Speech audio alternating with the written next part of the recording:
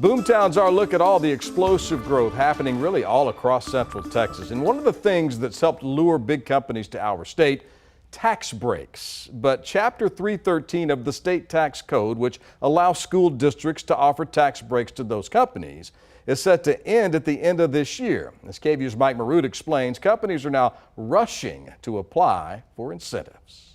At the end of the year, Texas school districts won't be able to strike tax deals for economic development. The whole point of Chapter 313, according to the statute, is to allow Texas to compete economically. Chapter 313 allows school districts to invite companies to build within their district and get taxed less by lowering their taxable property value, not changing the tax rate.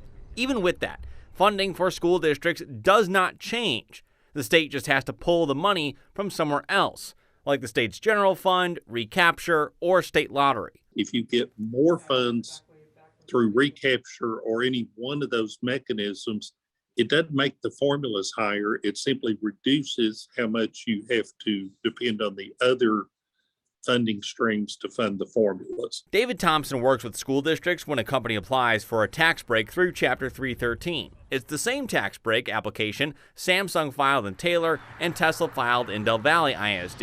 In the past 6 months, companies filed 393 applications with school districts around the state. Those districts then sent the applications to the state comptroller's office, including new applications from Samsung in both Taylor and Manor ISDs and semiconductor maker NXP in Austin ISD.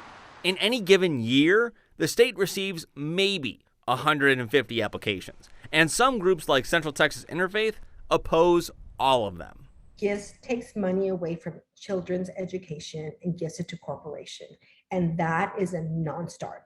Providing economic incentives for economic development that uses public school funding as a part of the calculation will never be supported by Central Texas Interfaith.